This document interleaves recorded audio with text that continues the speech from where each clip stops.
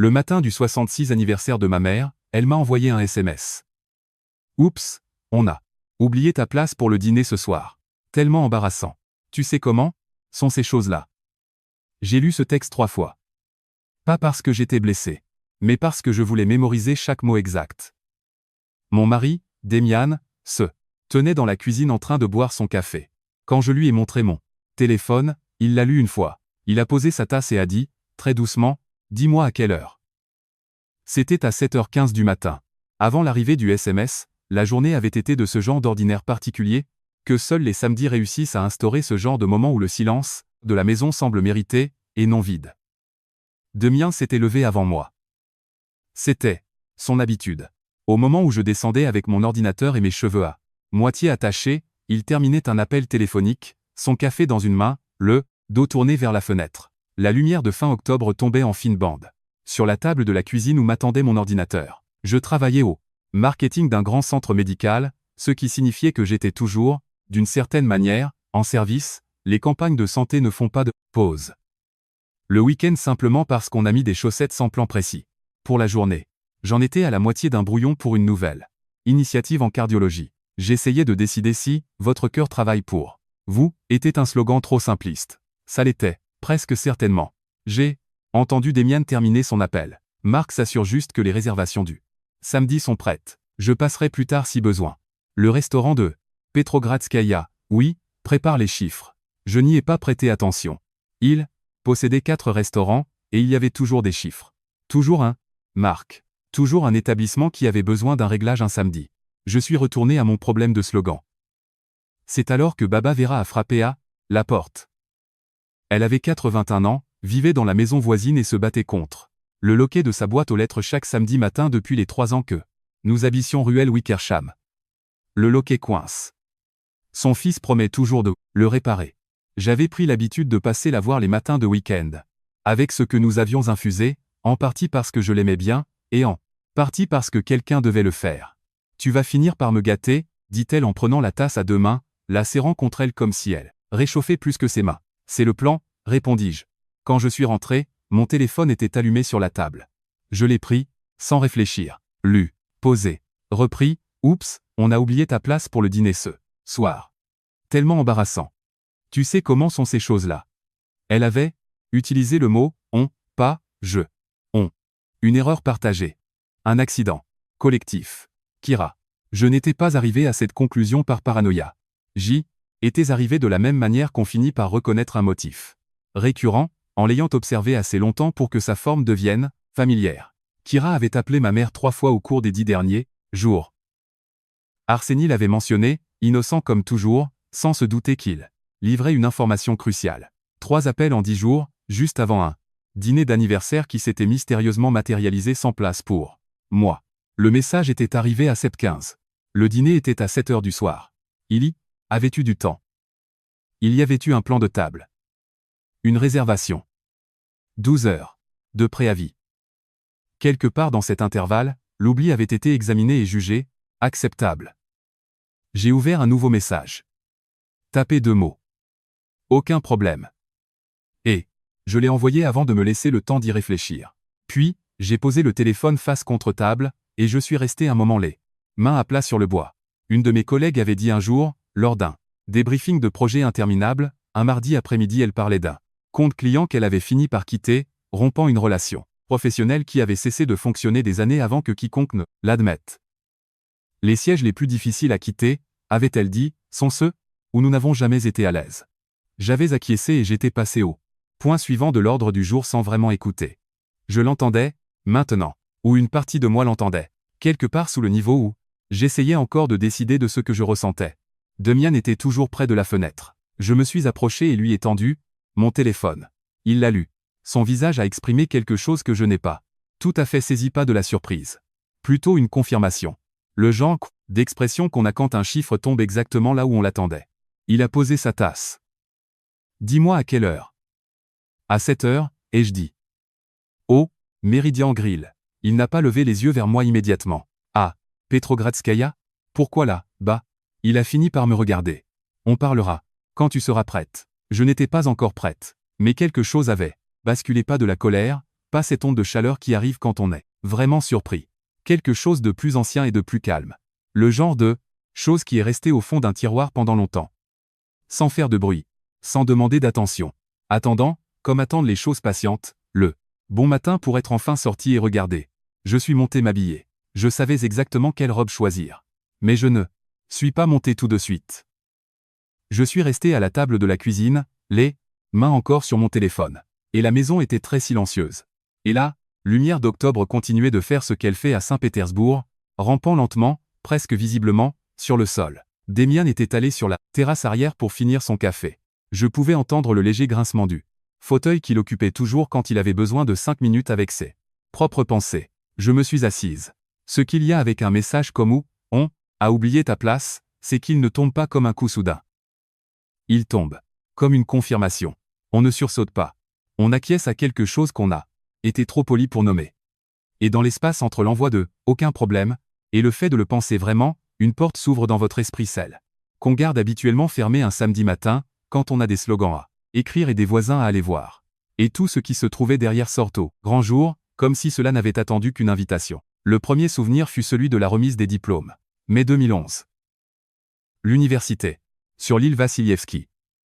Ce genre de journée de printemps nordique qui vous fait croire que la météo est une position morale, chaud, clair, aucun litige avec le ciel. J'avais traversé cette scène avec un diplôme en communication, et la joie privée spécifique de quelqu'un qui avait payé la majeure partie de ses études. Elle-même, en travaillant l'été à la réception d'un hôtel, et pendant un très long semestre comme guide de campus en souriant malgré la douleur aux jambes. Ma mère était dans la foule. Arseny aussi. Il avait fait 3 heures de route, depuis la province, ce qu'il vous aurait dit sans qu'on lui demande, et ce que ma mère répétait à quiconque demandait d'où il venait. 3 heures. Il a conduit 3 heures, l'implication étant que l'amour se mesurait en kilomètres parcourus, en inconvénients surmontés, en l'effort visible de se présenter. Je les ai trouvés après la cérémonie près de la fontaine. Ma mère faisait face à Arseny, pas à la foule. Son téléphone levé. Un sourire. Clic. Encore un. Clic. Elle avait cet air qu'elle prenait quand elle était fière, un léger rougissement, les yeux brillants, la posture particulière d'une femme, qui sent que sa vie va bien et veut que ce soit documenté. Arseny riait de quelque chose. Elle riait aussi. Je me tenais à 2 mètres en robe de diplômé, chaussures plates, mon diplôma. La main, j'attendais. Elle a fini par se tourner. Ah, te voilà. On était. Justement.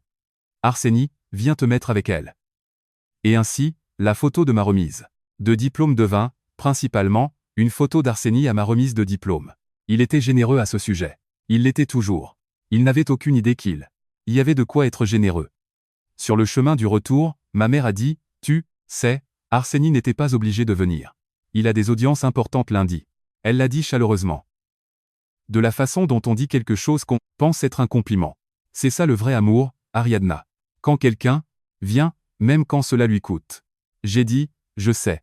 Je regardais par la fenêtre. Je pensais au comptoir de l'hôtel, au groupe de touristes, à la douleur dans mes jambes, et je comprenais que dans la comptabilité de ma mère, le coût payé par Arseny 3 heures dans une voiture pesait plus lourd que les 4 années que j'avais payées pour être là.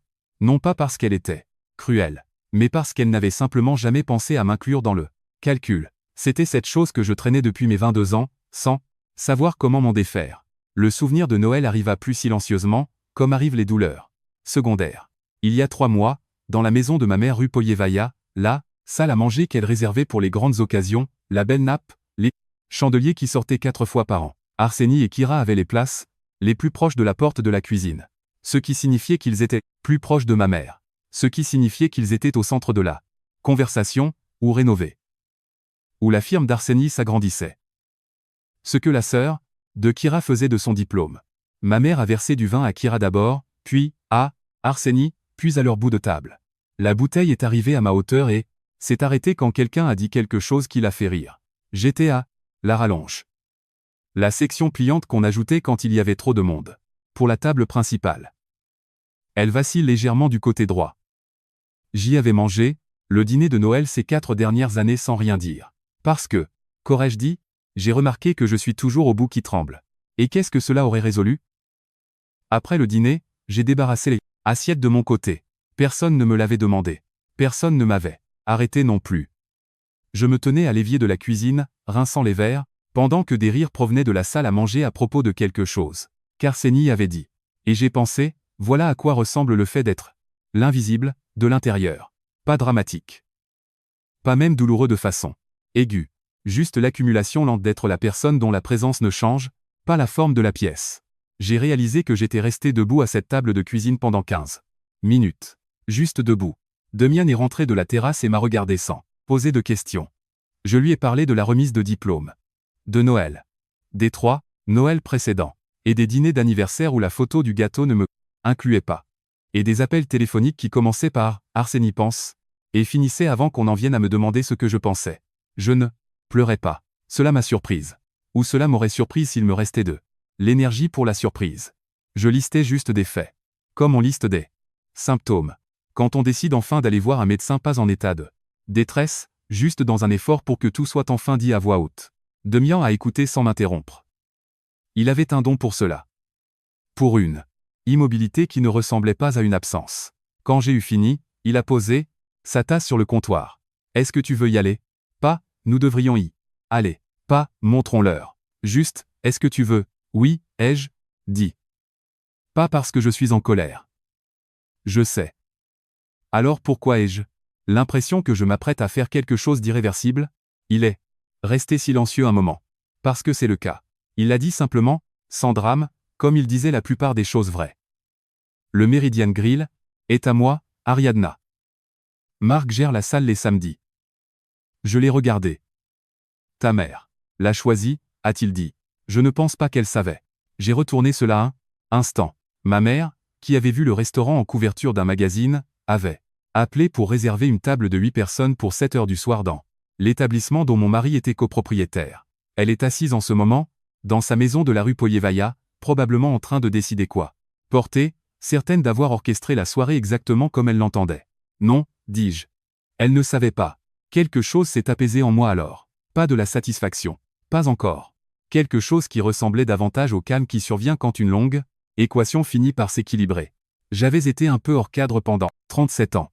Ce soir, pensais-je, le cadre allait changer de taille. Je suis monté. Je savais exactement quelle robe. La robe était bordeaux. Profond, presque de la couleur du vin. Le genre de couleur qui ne demande pas de permission à la pièce dans laquelle elle entre. Je l'avais achetée il y a 2 ans pour le gala du centre médical, le soir où j'avais présenté une nouvelle image de marque devant 200 personnes, et les applaudissements à la fin avaient duré assez longtemps pour être réels. Je l'avais portée 2 fois depuis lors. Une fois pour le dîner de retraite d'un collègue, une fois pour une levée de fonds pour l'aile pédiatrique de l'hôpital, et chaque fois pour la même raison. Pas parce que je voulais impressionner qui que ce soit, mais parce qu'il y a des vêtements qu'on porte quand quelque chose compte. Et c'était celle-là que je choisissais quand j'avais besoin de m'en souvenir. Je l'ai sortie du cintre et je l'ai enfilée sans cérémonie. Le miroir montrait ce qu'il montrait, toujours avec cette robe. Une femme qui avait pris des décisions et qui pouvait vivre avec. J'ai coiffé mes cheveux correctement, ce que je ne faisais presque jamais un samedi, et j'ai mis les boucles d'oreilles que je gardais au fond de ma boîte à bijoux. De petits anneaux d'or. Rien de dramatique. Mais choisi. Demian était dans l'encadrement de la porte de la chambre quand je me suis retourné, sa cravate à moitié faite. Il y travaillait avec la concentration focalisée qu'il accordait aux petits problèmes mécaniques pas distraits, juste, méthodiques. Il l'a renouée. L'a regardée. L'a renouée encore. Tu l'as fait. Correctement 2 fois, dis-je. La 3e fois, c'est pour en être sûr. Il a passé l'appel à Marc pendant que je mettais mes chaussures. Il se tenait à la fenêtre, le dos tourné vers moi. La même posture que le matin. La même économie tranquille de mots. On arrive vers 7 heures. Pas d'annonce. Le salon privé. S'il finit par être nécessaire, garde-le prêt, une pause. Oui. On verra. Il n'a pas dit à Marc pourquoi. Il n'a pas expliqué la situation ni préparé personne à quoi que ce soit de spécifique. Il s'est juste assuré que la porte était déverrouillée, au cas où nous en aurions besoin. C'était très typique de lui. Nous avons quitté la maison à 6h15, ce qui nous laissait plus de temps que nécessaire, mais aucun de nous n'a suggéré d'attendre. La soirée s'était rafraîchie depuis l'après-midi. Octobre à Saint-Pétersbourg reste, doux jusqu'à ce que soudainement non. Et aujourd'hui, la ville avait décidé, aux alentours de 5 heures, de devenir automnale pour de bon. Je pouvais le sentir à travers la vitre que j'avais entr'ouverte de mon côté de la voiture. l'odeur des feuilles mouillées et quelque chose de faiblement sucré provenant de l'arbre du voisin. Nous avons roulé sans trop parler pendant un moment. Demian avait mis la radio à bas volume, une station qu'aucun de nous n'avait activement choisie.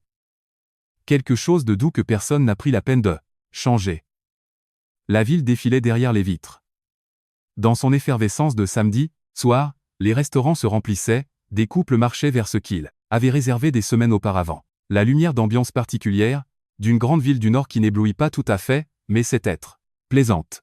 J'ai pensé à Kira. Ce n'était pas la première fois que je pensais à Kira en lien avec ma mère, mais c'était la première fois que je m'autorisais à suivre la pensée jusqu'au bout.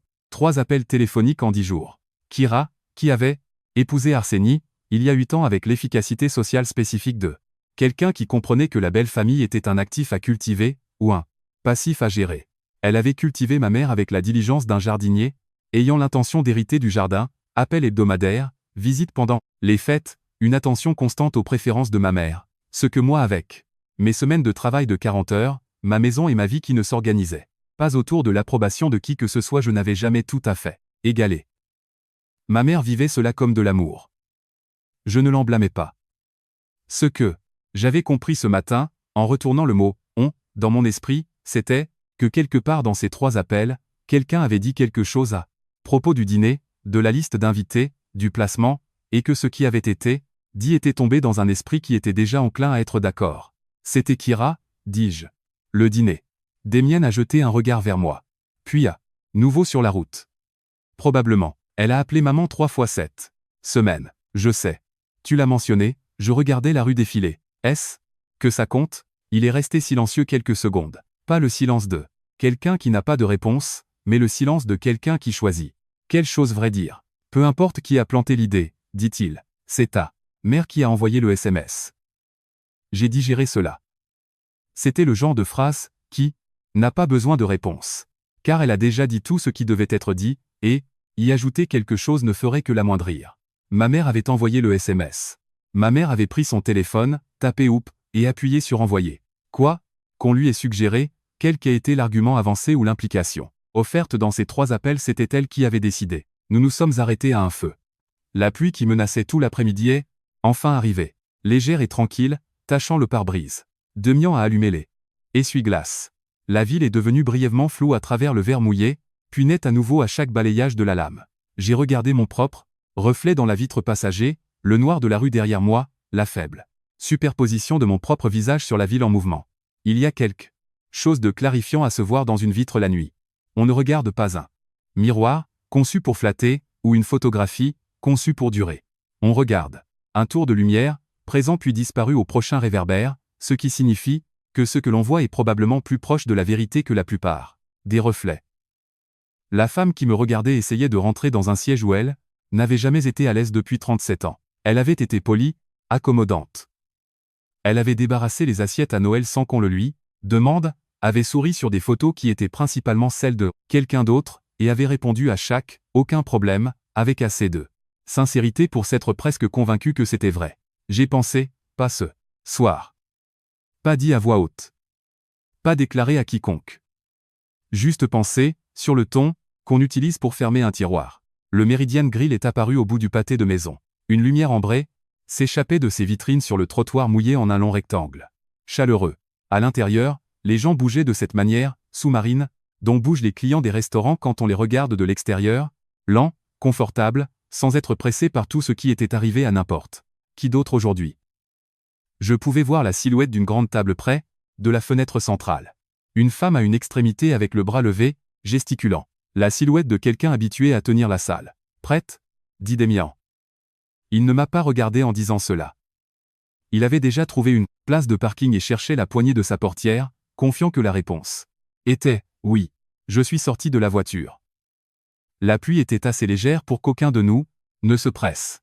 Nous nous sommes arrêtés sur le trottoir à environ 6 mètres de l'entrée. Pas d'un commun accord. Nous avons juste tous les deux ralenti au même moment, comme on le fait quand on approche de quelque chose qui mérite un deuxième coup d'œil avant de s'y engager.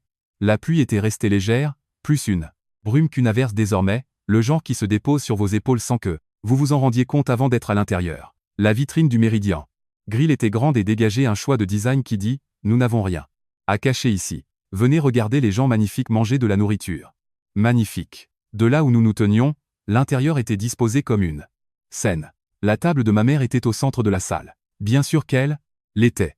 Elle l'aurait demandé, ou Kira l'aurait demandé pour elle la table, qui vous place au milieu de la pièce, visible de toutes les autres tables, celle qui annonce. Ce groupe mérite d'être remarqué. 7 personnes autour.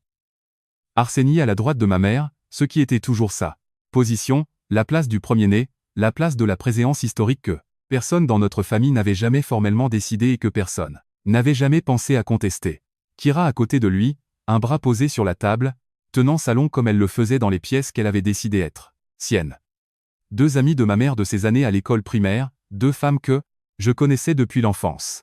Un cousin de Gatchina que j'ai reconnu à sa taille. Tante Gaïa à l'autre bout, ses lunettes de lecture remontées sur son front même s'il n'y avait rien à lire là où elle vivait toujours. Et tout, au bord de la table, pas tout à fait partie du groupe, pas tout à fait à part. Une seule chaise qui ne correspondait pas aux autres.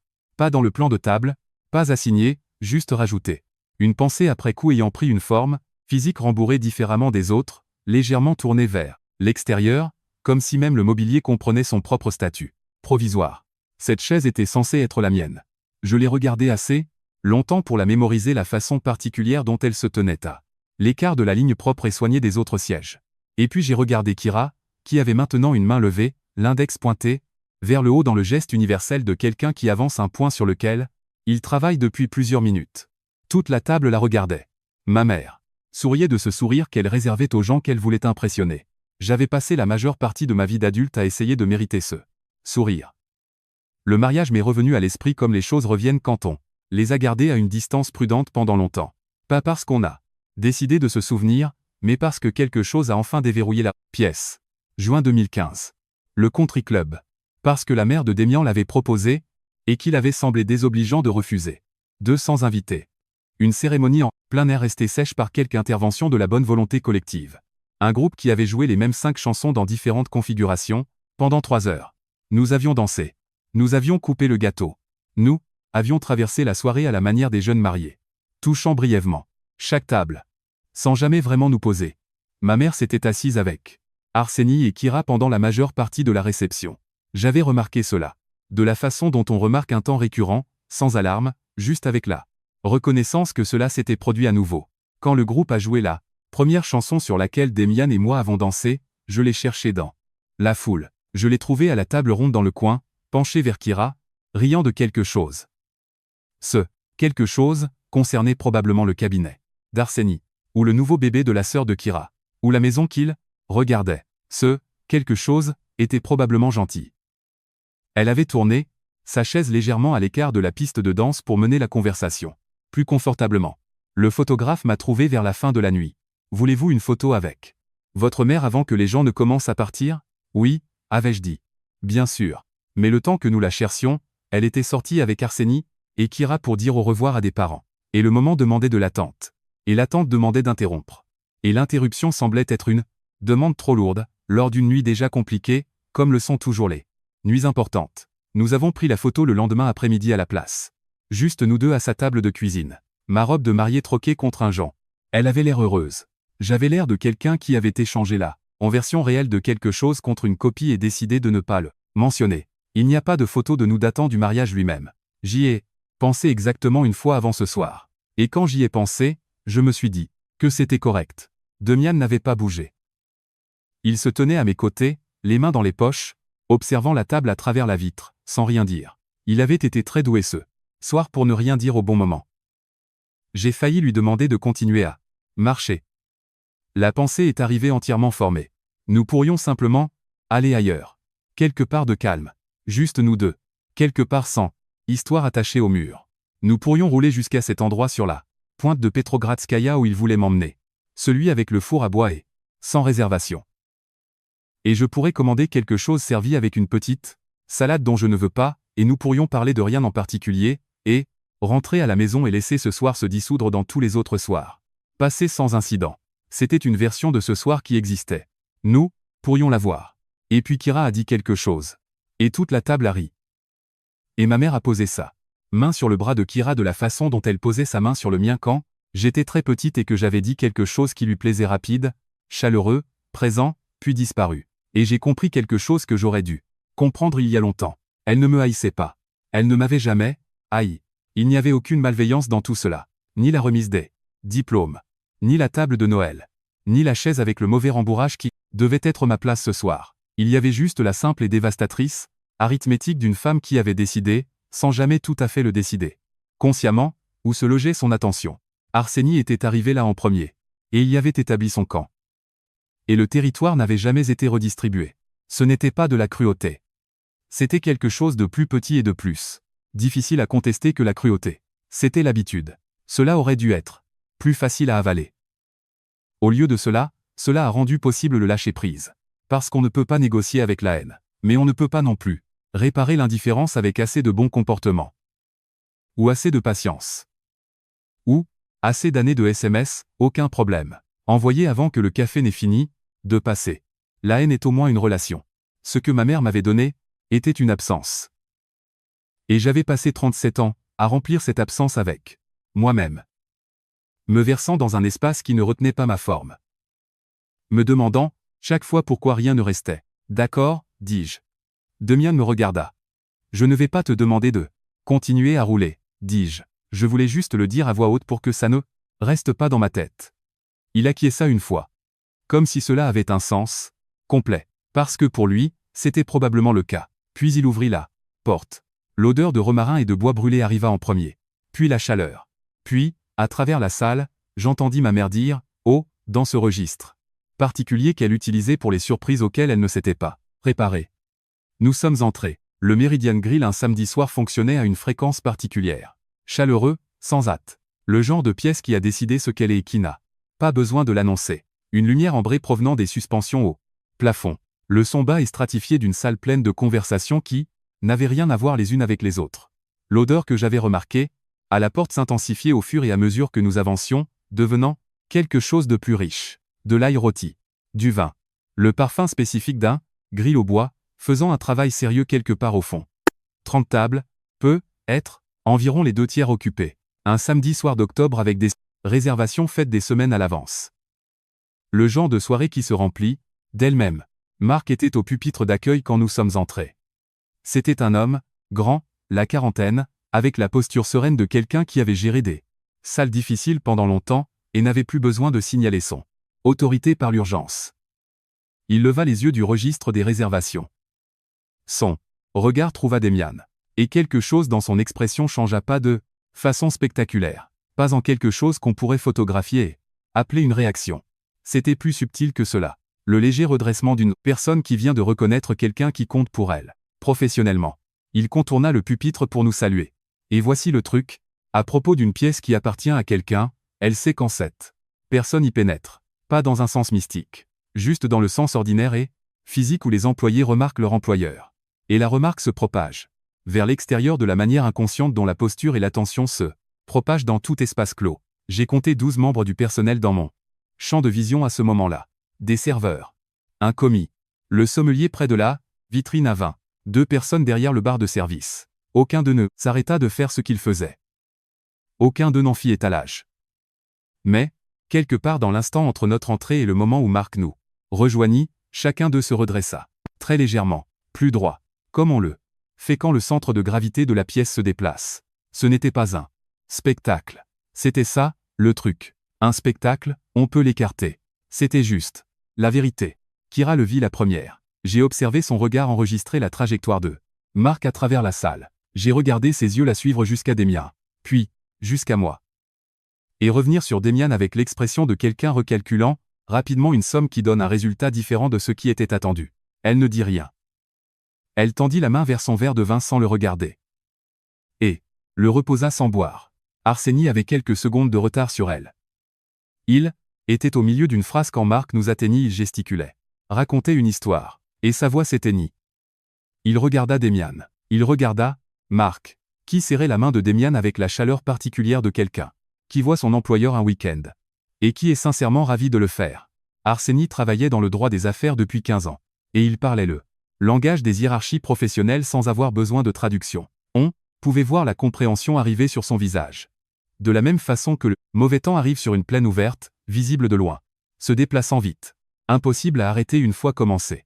Ma mère leva les yeux la dernière. Elle avait ri à quelque chose que tante Galia avait dit, la tête légèrement renversée en arrière. Le rire d'anniversaire. Celui qui sortait lors des fêtes quand tout se passait comme prévu. Elle sentit le basculement à la table avant de nous voir. Elle le sentit dans la façon dont Arsenie s'était tue. Dans la façon dont Kira avait posé son verre. Elle se tourna. Oh! Le son atterrit dans sa gorge avant d'atteindre son visage là. Surprise. Et puis le sourire qui s'assembla immédiatement par-dessus la surprise. Celui qu'elle gardait prêt pour les situations sociales qui exigeaient qu'elle paraisse plus préparée qu'elle ne l'était. Ariadna, tu es venue après. Tout. Elle le dit chaleureusement. Dans sa voix, c'était parfaitement sincère. Elle s'était attendue à ce que je reste à la maison. J'en étais certaine. Et ma présence exigeait un éditorial rapide dans l'histoire qu'elle avait composée toute la journée à propos de la soirée. Mais elle était douée. Pour ça. Elle éditait l'histoire de notre famille depuis des décennies. Bon, anniversaire, maman, dis-je. Tante Galia se tourna sur sa chaise, suivant l'instant. Elle me regarda, puis Démian, puis Marc, qui s'était placé légèrement à la gauche de Démian avec le positionnement professionnel de quelqu'un qui accompagne, sans diriger. Galia retira ses lunettes de lecture du haut de sa tête, un geste qu'elle ne faisait que lorsqu'elle prêtait une attention soutenue à quelque chose. C'est le mari d'Ariadna, dit-elle à la femme à côté d'elle, avec ce qu'elle croyait probablement être une voix plus basse qu'elle ne l'était en réalité. Il est plus grand que dans mes souvenirs, acquiesça la femme à côté d'elle, car il n'y avait rien d'autre à faire. Marc se pencha vers Démian. Sa voix était basse, non pas secrète, juste calibrée, pour la distance entre eux, pas pour la salle. Monsieur March, ravi de vous voir. Une brève et chaleureuse pause. Madame March. Il me regarda directement en disant cela. Et il n'y avait rien dans son expression sinon de la courtoisie professionnelle, ce qui était exactement ce qu'il fallait.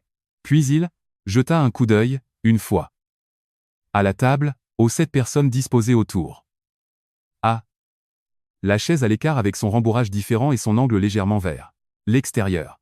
Et quand il regarda de nouveau Démian, quelque chose avait été compris entre eux sans avoir besoin d'être formulé. Nous avons le salon privé de disponible ce soir, si vous préférez, dit-il. Et puis, plus bas encore, avec le tact particulier d'un homme qui a navigué dans des situations difficiles. Assez longtemps pour savoir comment proposer quelque chose sans forcer. Monsieur, dois-je faire retirer leur table? Nous pourrions organiser quelque chose de plus confortable pour vous. La phrase n'avait pas besoin d'être terminée. J'ai regardé ma mère. Elle m'observait. Sans plus aucun sourire social désormais, celui-ci avait glissé quelque part au cours des 30 dernières secondes. Pendant l'arrivée de Marc. Ou la reconnaissance d'Arsenie. Ou le commentaire de tante Galia. Je n'aurais pu dire exactement quand. Ce qui se trouvait sur son visage maintenant était quelque chose pour lequel je n'avais pas de nom d'usage. Ce n'était pas de la culpabilité.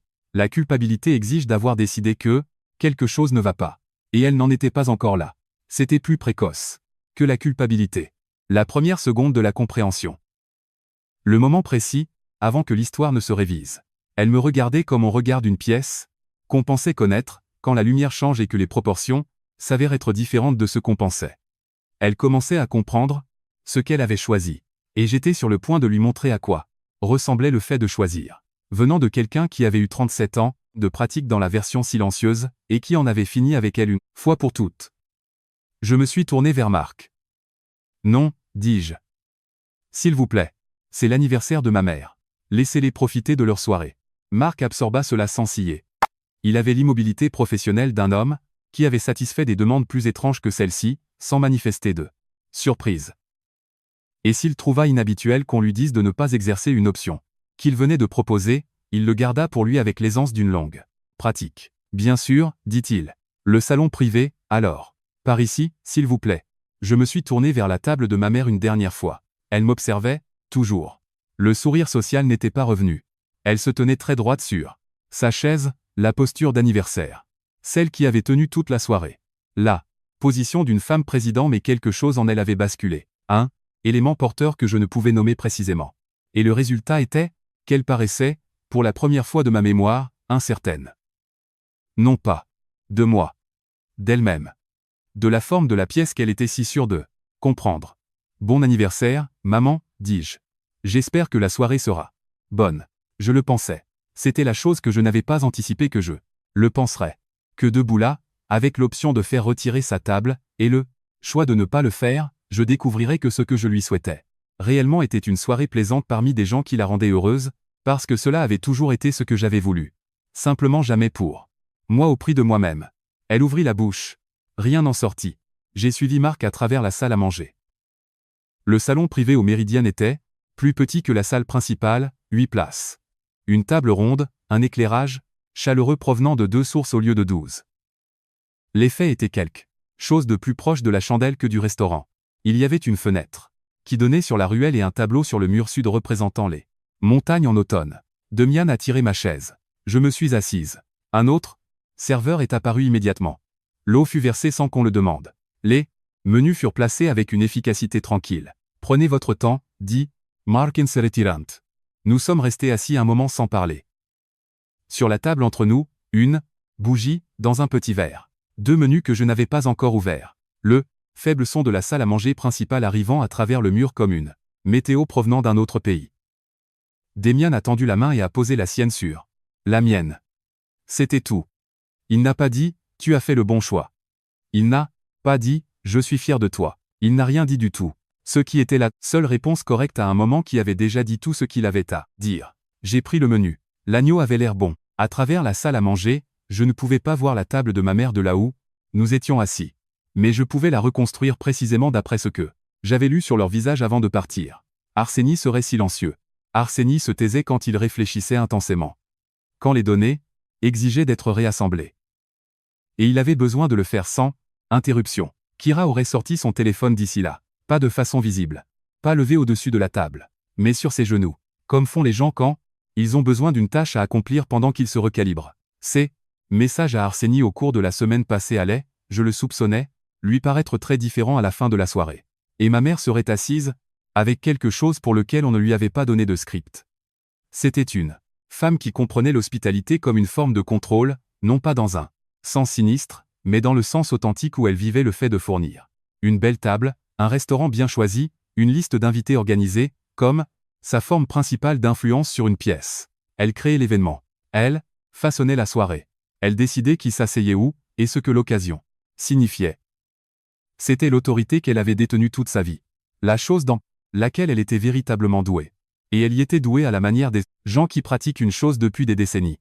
Parce que l'alternative ne ressemblait à rien du tout. Ce soir, dans le restaurant qu'elle avait choisi, avec la liste d'invités qu'elle avait composée, et le plan de table qu'elle avait approuvé, quelqu'un avait proposé de retirer sa table à la discrétion de sa fille, et sa fille avait dit non. Elle avait été graciée. Pas punie. Graciée. Et il n'y a pas de bon script social pour être gracié par quelqu'un que vous avez passé 37 ans à ne pas tout à fait voir. Parce que la grâce implique que l'autre personne avait un pouvoir qu'elle a choisi de ne pas utiliser, et la reconnaissance de ce pouvoir exige une révision complète de l'histoire que vous vous êtes racontée sur qui est redevable à qui. J'ai commandé l'agneau. Demian a commandé le canard. Nous avons partagé une bouteille de quelque chose que le sommelier avait recommandé selon les paramètres de Demian. Et c'était très bon. Et nous avons parlé de rien de ce qui s'était passé ce soir, du slogan de cardiologie que je n'avais toujours pas résolu, d'un voyage que nous avions l'intention de faire en Carélie avant que les feuilles ne tombent complètement. Du loquet de la boîte aux lettres de Baba, Vera, que Demian avait réellement examiné et trouvé être une pièce de rechange, à 500 roubles disponible dans n'importe quelle quincaillerie. Je l'apporterai, mardi, dit-il. Elle dira que ce n'est pas la peine. Je sais. Apporte, quand même du café. Évidemment, j'ai entendu tante Galia avant de la voir. Sa voix portée depuis la salle à manger principale, claire et sonore comme le sont les voix dont le propriétaire a bu 2 verres de vin et a récemment traité une information surprenante. Elle parlait à quelqu'un à la table adjacente, un couple avec qui elle avait apparemment entamé une conversation, et ce qu'elle disait, avec la confiance sereine de quelqu'un livrant un fait établi, était « Oh, oui, c'est un restaurant de famille. Ma nièce et son mari. Nous venons ici assez souvent. » En réalité, il y eut une pause pendant laquelle j'imaginais le couple acquiescer. Poliment, l'agneau est exceptionnel, ajouta tante Galia. Je prends toujours l'agneau. Elle avait pris le saumon. Je l'avais vu sur la table de l'autre bout de la salle. Mais ce n'était pas vraiment une question d'agneau. Et nous le savions tous les deux, et la version de moi d'il y a 7 heures aurait trouvé cela épuisant, mais la version de moi assise dans le salon privé avec un verre d'un très bon Bordeaux le trouvait, au contraire, tranquillement amusant de cette façon dont les choses deviennent amusantes quand on a cessé d'avoir besoin qu'elles soient autrement. Nous avons terminé le dîner sans nous presser. Le serveur a apporté l'addition, sans que nous la demandions, ce qui signifiait que Demian s'était arrangé plus tôt, ce qui lui ressemblait bien. Nous sommes restés assis encore 20 minutes. Après, de la façon dont on reste assis dans des pièces où l'on est à l'aise. Quand on n'a nulle part ailleurs où l'on préférait être. Quand nous sommes partis, je n'ai pas traversé la salle à manger principale. Il y avait une sortie, latérale par l'aile privée, et nous l'avons prise, et je suis sorti dans la nuit d'octobre sans regarder en arrière. Debout près de la voiture, je pouvais voir le devant du restaurant à travers sa grande vitrine. La table de ma mère était toujours là, toujours occupée, les gens toujours à leur place. Arseny avait les bras croisés de la manière dont il le faisait quand il réfléchissait à quelque chose sur lequel il n'avait pas encore de position. Kira regardait son téléphone, le regardait réellement maintenant, le prétexte du dessous de table. Abandonné. Ma mère était tournée à l'opposé de la fenêtre. Puis elle se tourna. Elle me vit à travers la vitre. La distance était de 10 mètres. Et la lumière était différente des deux côtés. Et il y avait 2 vitres entre nous et le reflet de la rue derrière moi. Mais elle me vit. Et je la visse. Et il y eut un instant 3 secondes, être 4 pendant lequel nous nous sommes regardés à travers 10 mètres et 37 ans. Et elle ouvrit la bouche. Comme s'il y avait quelque chose à dire. Et j'attendis, au cas où. Il n'y avait rien. Pas ce soir. J'ai acquiescé une fois. Je suis monté dans la voiture. Demian sortit de la place de parking et nous avons rejoint le trafic du samedi soir se dirigeant vers le nord, la ville défilant à nos côtés dans les deux sens. Et la pluie avait maintenant cessé entièrement, et quelque part derrière, nous, le Meridian Grill continuait sa soirée sans nous, sa lumière ambrée, tombant à travers les fenêtres sur le trottoir mouillé, exactement comme elle l'était à notre arrivée. Nous sommes rentrés sans la radio. Pas dans un silence pesant, juste dans ce genre de confort que les gens mariés développent après des années passées ensemble dans de petits espaces, où l'absence de son n'est pas une déclaration sur ce que chacun ressent, mais simplement ce que le moment exigeait. J'ai regardé Saint-Pétersbourg défiler par la vitre. Les fenêtres éclairées des immeubles d'habitation, une station-service où un homme remplissait son réservoir, le col relevé contre le froid, un chien promené par quelqu'un qui semblait préférer être à l'intérieur. Le monde ordinaire d'un samedi soir, suivant son propre cours. Je n'ai pensé à rien en particulier pendant tout le trajet, ce qui était inhabituel pour moi. Je suis une personne qui remplit généralement le silence d'un monologue intérieur, d'évaluation continue de choses dites et non dites, de la catégorisation de détails qui ne prenaient sens que plus tard. Ce soir-là, la catégorisation n'a simplement pas commencé. J'étais assis sur le siège passager dans ma robe bordeaux et je regardais les rues mouillées de la ville en pensant, bien, c'est assez pour ce soir. Arseny a appelé le lendemain matin à 9h15. J'étais dans la cuisine quand mon téléphone s'est allumé avec son nom. Et je l'ai laissé sonner 2 fois avant de répondre, une chose que je n'avais jamais faite avec mon frère au cours des 35 ans que nous avions passés vivant en même temps. Ce n'était pas délibéré. Ou ça l'était, mais pas d'une manière punitive. C'était plutôt que je m'étais soudainement souvenu que j'avais le droit de prendre une respiration avant de répondre à une question. Salut. Il a dit, salut. Alors, une pause qui contenait, autant que je pouvais le dire, environ 4 choses différentes. Qu'il avait décidé de ne pas dire en premier. Je ne savais pas pour le restaurant. Je sais. Je veux dire, je savais que Demian était dans la restauration, évidemment. Mais je ne savais pas que celui-là spécifiquement était. Il s'est arrêté. Recommencé. Est-ce que tu l'as planifié? J'y ai réfléchi. Dans le sens honnête du terme. Non. Je ne savais pas que ma mère choisirait le Meridian Grill. Je n'ai rien orchestré. J'ai mis une robe, je suis monté dans une voiture et je suis entré dans une pièce. Non, dis-je, c'est maman qui l'a planifié. Il y eut un silence de son côté qui dura assez longtemps pour signifier qu'il absorbait tout le poids de cette phrase. Arseny était avocat. Il comprenait l'importance structurelle de savoir qui était responsable de quoi. Elle m'a appelé hier soir, dit-il finalement. Après votre départ?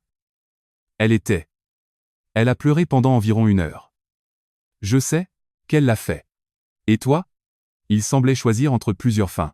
Pour cette question, aucune ne convenant tout à fait. Est-ce que tu vas bien? Je vais bien, dis-je. Vraiment bien, pas de l'autre manière. Il resta de nouveau silencieux. En arrière-plan, je pouvais entendre ces bruits. De samedi matin, l'acoustique particulière de sa cuisine. Un enfant quelque part, à proximité, la machine Nespresso qu'il avait depuis 4 ans et qu'il n'avait jamais appris à faire fonctionner silencieusement. Kira est. Commença-t-il, puis se ravisa. Kira passe une matinée réflexive. Je ne lui ai pas demandé d'élaborer. Je n'en avais pas besoin. Arseny. Dis-je. Je ne veux pas parler de Kira pour l'instant. Ni de maman. Est-ce qu'on peut juste? Oui, bien sûr. Une respiration. Et puis, Demian m'a appelé hier soir, en fait, vers 22 heures. Quelque chose en moi s'est immobilisé. Ah bon? Il a demandé si je voulais qu'il offre l'addition de maman. Comme geste d'anniversaire. J'ai attendu. Il a dit qu'il y réfléchirait, dit Arseny. La pause entre nous dura 3 secondes. 4. Puis Arseny émit un son qui était principalement une expiration et partiellement un rire. Et j'émis un son similaire. Et aucun de nous ne dit rien pendant un moment parce qu'il n'y avait rien à dire qui puisse améliorer le silence. Et alors? Demandai-je. Est-ce qu'il l'a offerte? Il y a réfléchi, dit Arseny. C'était tout ce dont nous avions besoin l'un et l'autre. Nous avons ri de cette façon particulière dont rient les frères et sœurs quand quelque chose est vrai depuis longtemps, et a enfin été nommé pas de façon éclatante, pas pour le spectacle, mais réellement. Le premier rire que nous ayons eu, réalisai-je, qui n'était pas façonné autour de quelqu'un d'autre dans la pièce. Le premier qui était juste le nôtre. Nous avons parlé encore 20 minutes de choses qui n'avaient rien à voir avec le restaurant, ni avec Kira, ni avec des chaises qui ne correspondaient pas au plan de table. Nous avons parlé de son cabinet, et de ma campagne, et du voyage, en Carélie que Demian et moi envisagions, et au moment où nous avons raccroché, j'ai ressenti quelque chose que je n'avais pas prévu. Un fil, mince mais présent, courant entre mon frère et moi, qui n'était pas là hier. Pas réparé, pas aussi simple que cela. Mais présent. Ma mère m'a appelé cet après-midi-là. J'ai laissé celle-ci ne sonner qu'une seule fois avant de répondre. Je ne sais pas pourquoi cette différence. Peut être parce que je m'y étais préparé, ou parce que j'avais déjà passé la matinée à considérer ce qu'elle pourrait dire, et comment je pourrais répondre, le passant en revue comme je passe la plupart des choses en revue avant d'être appelé à les exécuter en temps réel. Elle a commencé par la météo, ce qui m'a tout dit. Ma mère ne discutait de la météo qu'avec les personnes qu'elle ne savait pas comment aborder directement, ce qui était une liste courte. Il a commencé à faire froid, dit-elle. Oui, acquiesçage. Une pause. Je pensais que nous devrions parler d'hier soir. D'accord. Il y a eu un malentendu à propos du placement. Kira s'occupait de la réservation, et, elle, il y a eu un problème de communication, et je n'ai pas vérifié correctement. Et j'aurais dû. Elle continua pendant un moment. Elle était douée pour ça, pour construire une explication qui distribuait la responsabilité assez largement pour qu'aucune personne ne porte le poids complet de la chose. Kira s'était occupée de la réservation. Il y avait eu un problème de communication. Elle aurait dû vérifier. Les choses étaient devenues chargées. C'était une architecture soigneusement assemblée, et elle aurait été plausible si je ne l'avais pas connue pendant 37 ans. Et si je n'avais pas vu son visage dans l'instant après que Marc ait posé sa question, dans les 3 secondes avant qu'elle ait eu le temps de reconstruire son expression. Elle croyait à l'explication qu'elle me donnait. C'était la partie la plus difficile. Elle ne mentait pas au sens de connaître la vérité et de choisir autrement. Elle mentait de la manière la plus profonde, de la façon dont on ment quand on a raconté une histoire tant de fois qu'elle est devenue la version dont on se souvient réellement. Je sais que tu crois cela, maman, dis-je. Silence. Qu'est-ce que cela veut dire? Sa voix avait changé, pas en colère, pas encore sur la défensive, juste prise au piège. Cela veut dire que je t'aime, dis-je. Cela veut dire, passe une bonne semaine. Elle. Bon anniversaire, maman. J'espère que la journée d'hier a été agréable. J'ai mis fin à l'appel et j'ai posé mon téléphone face contre table sur le comptoir de la cuisine, et je suis resté là un instant, la main posée sur l'étui. La maison était très silencieuse. Demian était quelque part dehors. Je pouvais entendre le faible son de lui faisant quelque chose dans l'allée. Une petite tâche de samedi qu'il avait remise à plus tard. À travers la fenêtre de la cuisine, le jardin était ordinaire. L'arbre, la clôture en bois, la lumière, qui en fin d'octobre arrive basse, et avec un angle qui fait que tout semble considéré. J'ai pensé à l'album de mariage. Il était dans le placard de la chambre d'amis. L'un de ces livres lourds, recouverts de tissu, que le studio du photographe avait produit 6 mois après le mariage, à une époque où c'était encore ce que les gens faisaient. Je ne l'avais pas ouvert depuis des années. Je savais ce qu'il y avait dedans. Demian et moi à la cérémonie. Demian et moi, coupant le gâteau. Demian et moi avec ses parents. Et avec les miens. Et avec les 2 familles réunies. Et avec nos amis d'université. Et du travail. Et des années avant de devenir ce que nous étions. Je connaissais chaque photo sans regarder. Parce que je les avais toutes regardées une fois. Attentivement. Et j'avais ensuite rangé le livre. Il n'y avait aucune photo de juste ma mère et moi. Je le savais depuis 9 ans. Et je ne l'avais jamais formulé à voix haute. Et je n'avais pas compris, jusqu'à ce soir, que c'était quelque chose qui devait être dit. Non pas comme une accusation. Non pas comme une revendication de quoi que ce soit. Juste comme un fait qui méritait d'exister au grand jour, au lieu de rester dans la pièce fermée où je le gardais, à côté de la remise des diplômes et de la table de Noël, et de la chaise avec le mauvais rembourrage. Voici ce que je savais. Je ne pouvais pas réparer le cheminement de ma mère. Je ne pouvais pas retourner en arrière et prendre la photographie. Ou réorganiser les chaises ou lui faire voir, à 40 ou 50 ou 60 ans, ce qu'elle n'avait pas été disposée à regarder. Elle traiterait hier soir de la manière dont elle était capable de le traiter, et ce serait imparfait et probablement incomplet. Et c'était à elle de le porter, pas à moi. J'avais porté son cheminement au côté du mien pendant 37 ans. Je le posais maintenant, pas de façon dramatique. De la même manière qu'on pose un sac qu'on a tenu si longtemps qu'on a cessé de remarquer son poids, juste en le déposant sur le sol, en se redressant, et en découvrant, avec une certaine surprise, que votre épaule se souvenait encore de ce que cela faisait de ne rien porter. Damian a frappé sur le cadre de la porte arrière avant d'entrer depuis l'allée. Une habitude qu'il avait développée parce que je sursautais facilement. Et il avait appris à s'annoncer par de petits détails. Il m'a regardé comme il me regardait depuis hier matin. Pas en train de vérifier. Pas inquiet. Juste, présent. Je pensais, dit-il, que je préparerais le dîner samedi prochain. Ici, juste nous deux. Je l'ai regardé. Parfait, dis-je. Et je le pensais d'une manière que je n'avais pas ressentie pour un seul mot depuis plus longtemps que je ne voulais le compter. Le samedi suivant, Damian a fait des pâtes. Rien de compliqué, une simple amatriciana. La pancetta a croustillé dans la poêle jusqu'à ce qu'elle accroche. Juste sur les bords. Des tomates sans marzano qu'il gardait dans le garde-manger, pour une recette qu'il n'avait jamais tout à fait réalisée. La cuisine s'est remplie de cette odeur une heure avant que nous ne mangions. Du gras de porc fondu et de la tomate et la douceur particulière de l'oignon confisant lentement. Dans l'huile, le genre d'odeur qui fait qu'une maison semble habiter au sens le plus plein du terme. Je me suis assise à la table de la cuisine avec un verre de vin et je l'ai regardé cuisiner. Nous avions une salle à manger. Une vraie, avec une table de 8 places. Le genre de pièce qui sert à la fête et pour certains, dîner, et qui sinon existe dans un état de préparation plaisante qui ne devient jamais tout à fait chaleureux. Nous ne l'avons pas utilisé ce soir. Nous avons utilisé la table de la cuisine, celle à laquelle j'étais assise samedi dernier matin quand le SMS est arrivé. Celle avec la marque de rond près du coin laissé par une tasse. Quelqu'un s'était assis sans sous-verre un jour avant que nous ne la possédions. Elle avait 2 couverts, tous deux placés délibérément, pour les personnes qui allaient s'y asseoir. J'ai pensé à la rallonge de table dans la maison de ma mère rue Polier-Vaillat, celle qui vacille du côté droit, celle sur laquelle j'avais mangé le dîner de Noël. Pendant 4 années consécutives sans rien dire. J'ai pensé à la chaise au Meridian Grill, avec un rembourrage différent, incliné légèrement vers l'extérieur. J'ai regardé ma propre chaise, qui était juste une chaise du vieux bois. Un coussin que nous avions recouvert 2 fois, légèrement inégal, sur les pieds arrière d'une manière qu'aucun de nous n'avait jamais pris le temps de réparer. Et j'ai pensé, celle-ci est la mienne. Pas assignée. Pas approximative. Pas rajoutée au dernier moment comme une pensée après coup. Mienne de la façon dont les choses deviennent vôtres quand vous cessez d'attendre que quelqu'un d'autre vous les remette et que vous vous asseyez. Simplement. Damian posa un bol devant moi. S'assit en face. Versa encore du vin. Pour nous deux sans demander. Comment sont les pâtes, dit-il. Parfaites. Ah bon? Ah pancetta. C'est exactement ce qu'il fallait. Il me regarda de l'autre côté de la table, avec la satisfaction tranquille de quelqu'un qui a bien fait une chose et n'a pas besoin qu'on la célèbre, seulement qu'on la remarque. Nous avons mangé sans nous presser.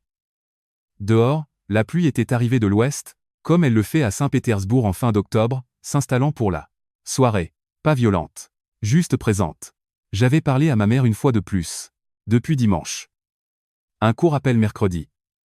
Pratique, elle voulait savoir si Damian et moi viendrions pour les fêtes de novembre, qui étaient dans un mois. Assez de temps pour que n'importe quoi arrive ou que rien n'arrive, ce qui était probablement la raison pour laquelle elle demandait maintenant au lieu d'attendre. Je lui ai dit que je ne savais pas encore. Elle a dit que c'était bien. Nous avons raccroché après 4 minutes, ce qui était la durée d'un appel téléphonique entre 2 personnes qui n'ont pas encore trouvé ce que la nouvelle distance entre elles est censée donner. Je ne savais pas si nous le saurions jamais.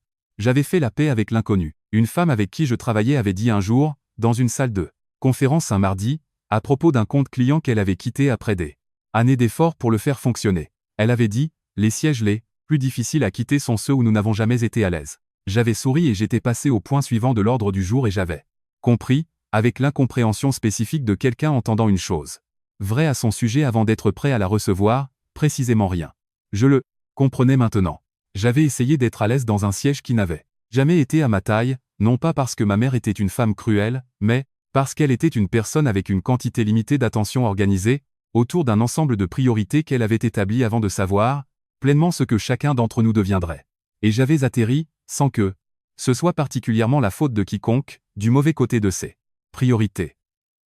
J'avais passé les années suivantes à essayer de me remodeler selon la forme que le siège exigeait. Je m'étais faite plus petite, plus silencieuse, moins encombrante. J'avais envoyé des SMS disant « aucun problème » et j'y avais cru juste assez pour continuer. Le siège n'allait jamais convenir. Le siège n'avait jamais été le problème. J'ai regardé Demian, de l'autre côté de la table, qui mangeait avec le contentement focalisé d'un homme qui avait cuisiné quelque chose dont il était fier et qui le mangeait, maintenant, en compagnie de quelqu'un qu'il avait choisi. De façon répétée et continuer de choisir dans les petits gestes quotidiens, ne font pas de grandes histoires, mais font de belles vies. Il avait ses lunettes de lecture remontées sur la tête même s'il n'y avait rien à lire. Il faisait toujours cela quand il était à l'aise. J'ai pensé, j'ai choisi cela. J'ai dressé cette table. J'ai mis les 2 chaises ici, et les 2 assiettes, et les 2 verres, et nous 2. Et pas une seule chose dans cette pièce n'était une pensée après coup. La robe bordeaux était dans le placard à l'étage. Je portais un pull en coton que j'avais depuis avant notre mariage. D'où de la manière spécifique dont le vieux tissu devient doux. Une couleur qui avait commencé par être marine et s'était délavée en quelque chose de plus difficile à nommer. Je n'avais pas pensé, quand je l'avais enfilé cet après-midi, à savoir si c'était la tenue appropriée pour une occasion. Il n'y avait pas d'occasion. C'était là le but. Après le dîner, nous avons fait la vaisselle de la manière dont nous faisons toujours la vaisselle. Demian avait, je séchais une division du travail, laquelle nous étions parvenus la première année, et que nous n'avions jamais renégociée parce qu'elle fonctionnait. Et parce qu'il y a certains arrangements, dans une vie commune qui sont si tranquillement justes qu'ils deviennent invisibles. La radio jouait depuis son téléphone sur le comptoir, quelque chose qu'il avait mis sans choisir avec soin. Une station qui naviguait entre des morceaux que nous reconnaissions à moitié. La pluie était régulière dehors. Les fenêtres de la cuisine étaient légèrement embrumées sur les bords. J'ai séché un bol et je l'ai posé sur l'égouttoir et j'en ai cherché un autre, et Demian me l'a tendu sans regarder. Et dehors, ruelle Wickersham, la soirée suivait son cours. De sa manière ordinaire, la lumière du porche du voisin s'allumant à 7 heures, comme elle le faisait toujours. Une voiture passant lentement dans l'humidité. Quelqu'un promenant un chien au bout de la rue sous un parapluie, que le vent rendait compliqué à tenir. Il y a des moments que l'on reconnaît au fur et à mesure qu'ils arrivent, avant d'avoir eu le temps d'organiser le langage autour du. C'en était un. Je me tenais dans ma propre cuisine, dans mon vieux pull, séchant un bol qui avait besoin d'être séché, aux côtés d'un homme qui savait qu'en frapper avant d'entrer dans une pièce, et quelque part dans la ville ma mère passait sa soirée, et mon frère passait la sienne, et Kira passait la sienne, et tante Galia était presque certainement en train de raconter à quelqu'un une histoire qui s'était considérablement améliorée au fil du récit. Et j'étais ici, pleinement ici, sans me demander si j'étais la bienvenue. Pour la première fois, en 37 ans, je ne me demandais pas si j'avais mérité ma place. Je l'avais affirmé, moi-même. Il y a quelque chose que personne ne vous dit à propos des blessures. Silencieuses celles qui n'arrivent pas avec une voix élevée ou une porte claquée, mais avec un plan de table qui, d'une manière ou d'une autre, n'a jamais de place pour vous, une photographie qui est prise alors que vous tenez juste en dehors du cadre. Elles sont plus difficiles à nommer que les blessures bruyantes. Et parce qu'elles sont plus difficiles à nommer, elles sont plus faciles à porter pendant des années sans jamais les déposer. On se dit que tout va bien. On répond par SMS, aucun problème. Et la chose étrange, c'est qu'on y croit juste assez pour continuer. Ce qu'Ariadna a appris, et ce dont parle réellement cette histoire, c'est la différence entre tolérer une place et en choisir une. Pendant la majeure partie de sa vie, elle avait essayé de s'insérer dans un endroit qui n'avait jamais tout à fait été conçu pour elle, ajustant sa posture, se faisant plus petite, remplissant le silence d'accommodement. Le moment où elle s'est arrêtée non pas avec colère, non, pas avec confrontation, mais avec un simple « non », laissez-les profiter de leur soirée, fut le moment où elle a cessé de jouer pour un public qui n'avait jamais vraiment regardé. Voici la leçon qui mérite d'être emportée avec vous. Vous ne pouvez pas négocier pour être vu par quelqu'un qui a déjà décidé de ne pas regarder.